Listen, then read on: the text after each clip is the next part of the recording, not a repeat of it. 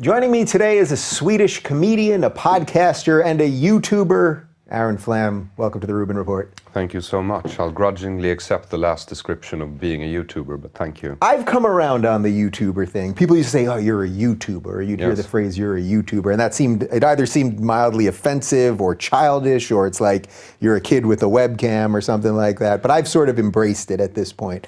Are you able to embrace it? But you're so much more than a kid with a webcam right now. We have 4 cameras here, and we're doing our thing. Have you been able to embrace that concept a little bit? I think I'm coming around to it as well, because by now I'm publishing all my comedy specials on YouTube directly. Yeah. Had it not been for YouTube, I would not have known who you are, and I got a burst of emails from your fans saying, check this guy out, and then I got an email from Tino Sanandaji, who I've had on the show, and people said, check this guy out, and I went to YouTube, so we really have to thank YouTube for this. Yes, and I discovered you this Christmas while I was curating the @Sweden account on Twitter that have banned you as a... Was that you? You were the one that put me on the hate list? No, I'm surprised. When I got nominated, I was like, this must be a mistake. Who nominated me? And they were like, he wants to be anonymous. And I was like, yeah, that makes sense. So for the people that don't know what you're talking about, there was a list. It's a little unclear to me exactly what happened, but this is just in the last couple of weeks. There was this list curated by, was it the official Sweden Twitter account? Well, Sweden has an official Twitter account. Right. Any Swede can be nominated to handle the account for a week, and you're supposed to be able to get free reins to do whatever you want. Right. This has gotten them into some hot water before. Yes, it has. Yeah. And so I was nominated for last Christmas because I'm probably the only public Jew in Sweden who doesn't celebrate Christmas, so they were like, no one's going to watch it anyway, and they gave it to me. And then a few months later they gave it to some lefty who has compiled a huge safe space list with like 12,000 or so names, and your name is on it. And this list was, the description of the list was right-wing Nazi extremist, that you call for violence or stuff like that, and your name is on the list, sir. So you're apparently a right-wing extremist. Yes, big alt-right neo-Nazi over here. I saw people started tweeting me the list. Then I get a call from my mom saying, "Are you banned from Sweden?" It's like, what planet are we on? No, don't worry about it. I was actually ashamed to find that my name was not on the list. Yeah, you're in Sweden. Yes, I know, but I think it's because the Swedish normal way of handling conflict is by ignoring it.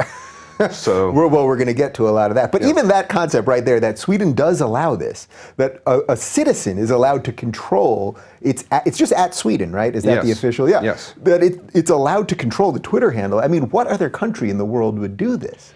No other country, and I think in their own minds it was we're so pro-democracy that we'll let anyone handle. But then just a few months in, they started with censoring. They started with rules of conduct for the Swedish. I didn't really care about those when I handled the account, but then again, it was Christmas, so no one stopped me. Did you feel some sort of great sense of power when you had that account? I mean, you could have started some sort of war or an international incident. Well, I tried. But I wasn't lucky, unfortunately. No, nothing? No. You couldn't say, we're invading Switzerland, Well, I hinted about Finland might, becoming part of Sweden again. Yeah, and Norway as well. And you didn't get an official response from the @Finland account? No. I don't think they have an @Finland. They don't even have @Finland? No, I don't think they do. Very bizarre. All right. Swedish comedian. Yes. Something about that, even that phrase, sort of sounds funny to me. We don't think of, at least in America, we don't think of Sweden having like a great, rich history of comedy. So tell me a little bit about growing up in Sweden. What leads a Swedish kid to become a comedian? Well, outsidership, is that a correct word, I think? I think that's a word. It's at least close enough to a word. Well, I grew up in social democratic Sweden, my father being a social democrat like most Swedes, and I just never felt home in the collectivist environment there, and always saw things a bit from the outside, I suppose. I'm also Jewish, so that might have helped, if helped is really the right word here. In that outsider-ish thing. And then I wanted to be a writer, and most publications didn't want to take in my writings, and after a while I realized, well, all I seem to be writing is jokes, even though I was a very pretentious kid, so I thought of it as poetry. So, and then I tried stand-up and I was hooked. Yeah. Is there a vibrant stand-up scene in Sweden? Well, it's coming around because of YouTube and the internet mostly. Kids now grow up watching American British comedy, and that has really helped.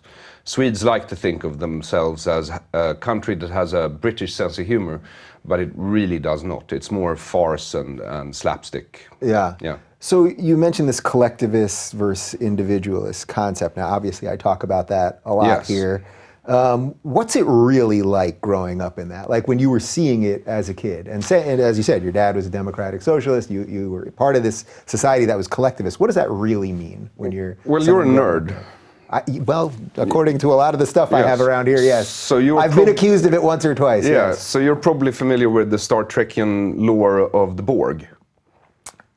I'm much more of a Star Wars guy. Okay, sure, and so am I. Yeah. But the Borg is an alien species in Star Trek that it's a collective consciousness, and they go from planet to planet and sort of incorporate the indigenous species into their own consciousness, erasing all traces of individuality. Mm-hmm. That is what it's like to grow up in Sweden. So what does that mean though? Like, so all right, so you're now, let's say you're in middle school and you have a different political thought. Is it just shunned immediately? Like can you give me first some sort people perceive you as weird, and Swedes are really afraid of conflict, so they're more passive aggressive than aggressive, and I'm very aggressive. So it doesn't really mesh well. And then what Sweden has as a mechanism for social cohesion is the freezing out, so that you get frozen out or you become a social pariah, something like that, ignored. Yeah. Do you sense the counter movement to this that you're obviously part of and that Tino's part of and several other people? Do you sense it growing? Because I get a ton of email from Sweden. I'd say probably like a fifth of my email or so, maybe a little bit less, if just broken down by country, is Sweden, which, per capita is crazy. Well, I sense it growing, but I fear it might be too little too late, and that that Sweden is too socialist and has been too socialist for too long. Culturally and socially socialist, economically not so much. Because the counter movement in Sweden right now, what you would term the alt-right, the Swedish Democrats, is basically, because conservative just means that you want to preserve what has been. Mm-hmm. So conservative in Sweden means you want to be the social democratic between 1950 and 1970. So what you have is a nationalist socialist movement. Except maybe not Jew hatred this time. Right. Yes. So it's not Jew hatred, but it's now caught up in immigrants and migrants and there is it's really hard to tell the difference between genuine critique of Islam and prejudice against Muslims. Yeah. So and that's all a big mess right now. Yeah. So when I discussed some of this stuff with Tino, and we'll put the link in the description below so that people can watch the interview.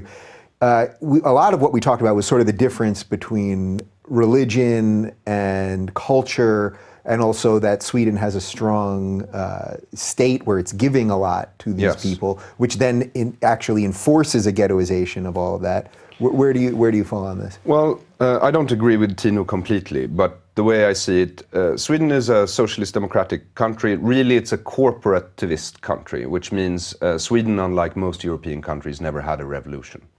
The workers' movement just sat down with the oligarchs, they shook hands, and they were like, we're going to divide this up and have high taxation and huge transfer of money.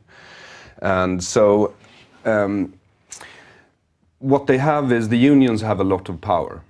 And we have something called collective agreement, which means you don't individually negotiate for your salary, but the union will negotiate for you. And this creates sort of a segregated society when you bring in a lot of immigrants, because they don't get into the system. It's not only refugees, it's first and second generation immigrants that don't get into the system. So they get left outside of the system, which creates this apartheid-like state. Mm-hmm. Yeah. I had we did a fan show a couple weeks ago where I interviewed 20 people from all over the world, and one of the people that I interviewed was an 18-year-old girl in Sweden who was born in Syria. I think she came when she was maybe 1 or even less than 1.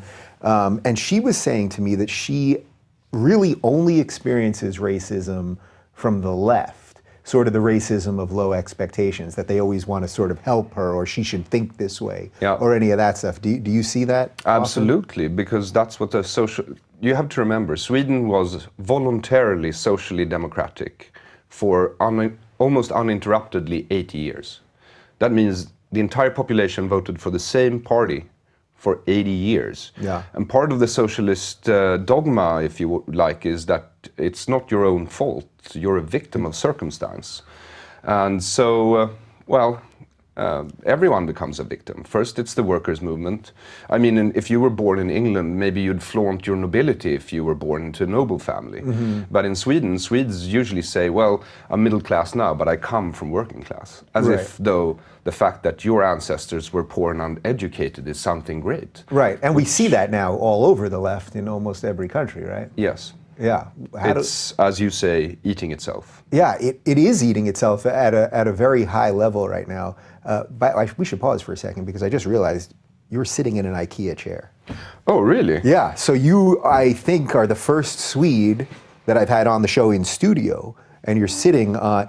How do people feel about IKEA? We're going to just in do an offshoot. Yeah. Oh, I think we love IKEA. I mean, is it the like pinnacle of It's Sweden's where you go, success? where you buy furniture that you're going to have for 10 years until your kids grow up, and you can throw it out, and hopefully by that time you've inherited something nice from your dead parents.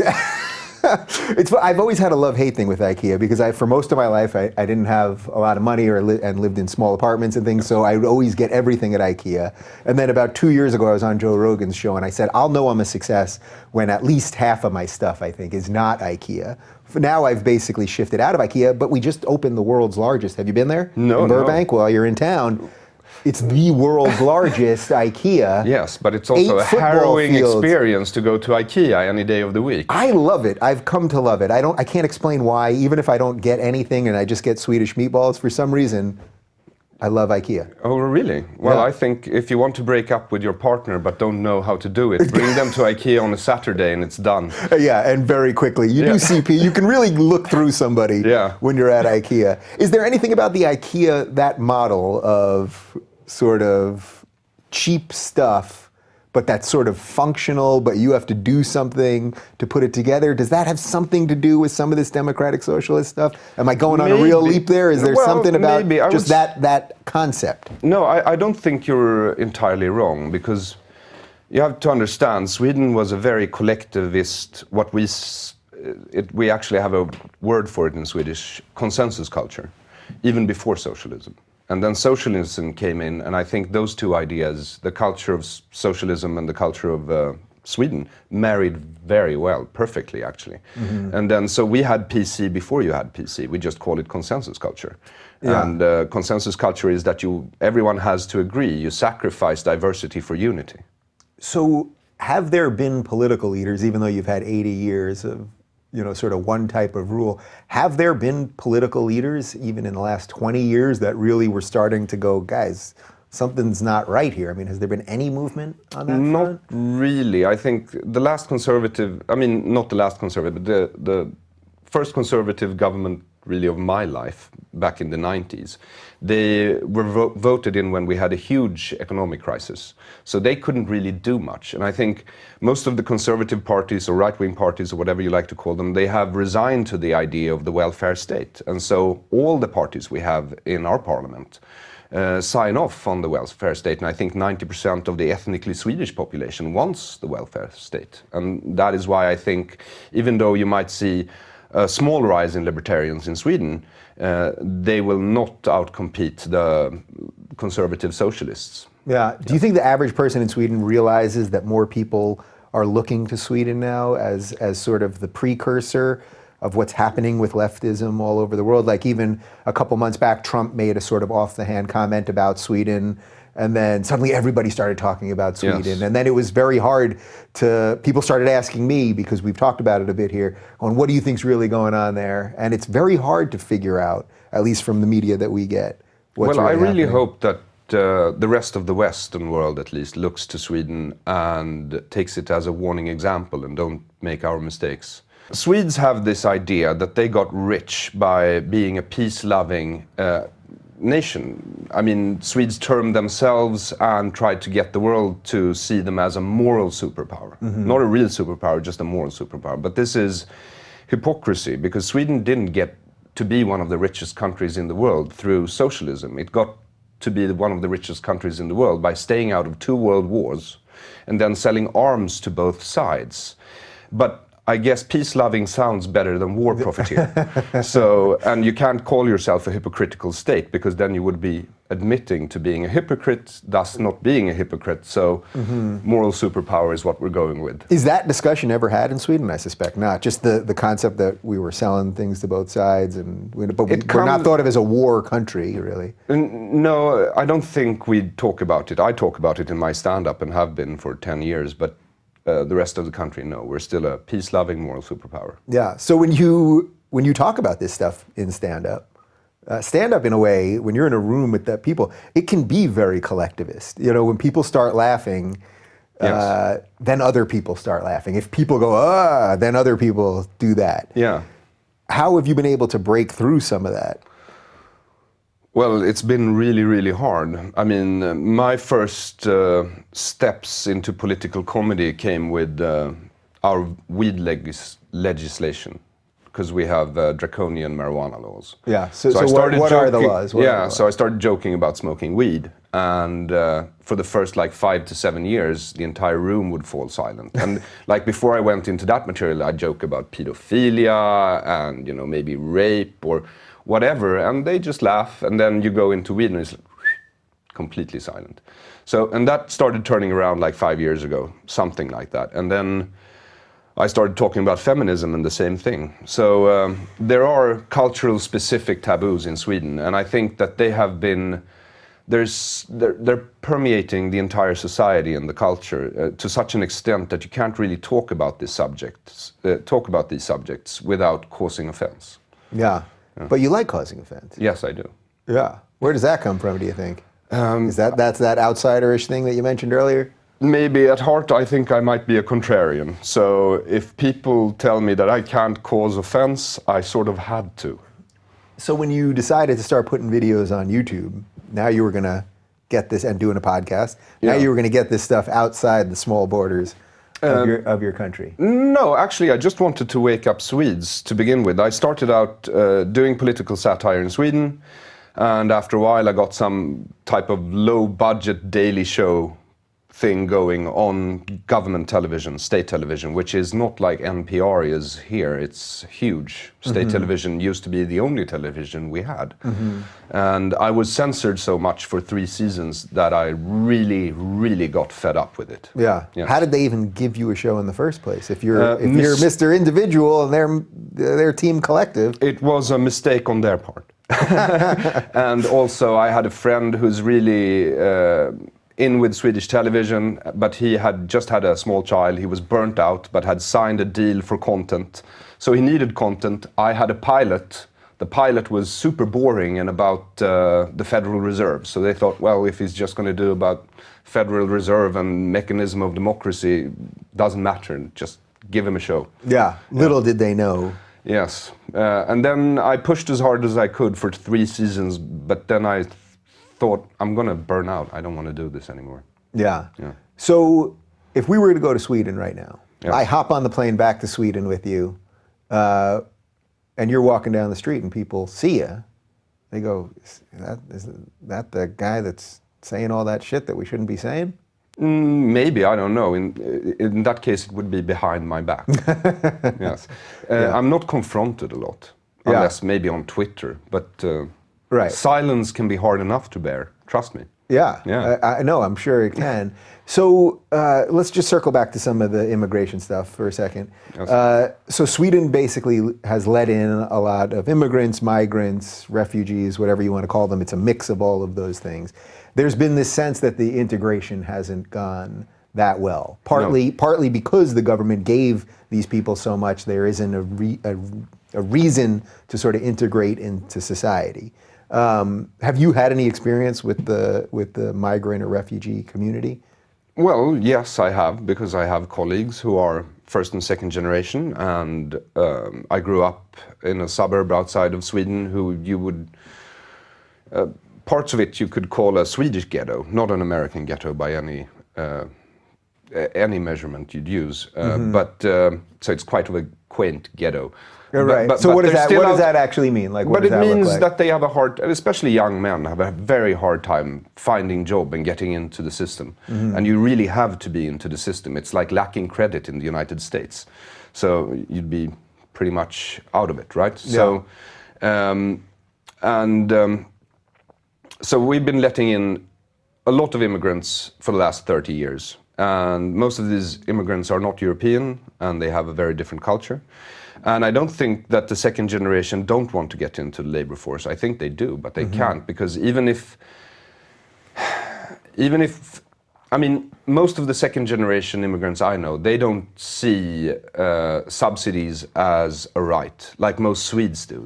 Swedes are so born into it that they considered all the subsidies their birthright. They don't question them at all. So they have no incentive to work really, but they get into the system and then they work anyway. Right. And the second generation would like to get into the system, but they can't because of the union laws, mainly. So would the best way to be get rid of some of the subsidies, because then things would start correcting themselves? It might be a little bumpy on the way, but that perhaps that would be... I don't really see that possibility, because I think Swedes have been insulated for too long to be able to make that leap. By now I'm doing this only so that by the end of my life I can pretty much say, I told you so. Yeah, Yeah. right. Who else is doing it right now? I mean, we sort of touched on this, but I mean, is there a party right now that really is pushing back on this? Well, the Swedish Democrats have some sort of agenda when it comes to immigration, but for the rest of the political system, they don't want to change anything really. They want the unions to be where they've always been, and they want what we call the Swedish model to persist. Yeah. And so it will. So we sort of see that consistently, that if we can't have these conversations that you guys are obviously grappling with, that then you're only going to be left with sort of two alternatives. One that puts their head in the sand, and the other one that maybe is more based in some xenophobia and that kind of thing. Could be. I mean, the leadership, I think, definitely is. Yeah, but I don't know enough about the party to specifically say it, but the general theme there. Yeah, I think the leadership is. Yeah. But by now, they're passing 20%. It's not racists anymore. It's people disenfranchised and disillusioned by the existing political system.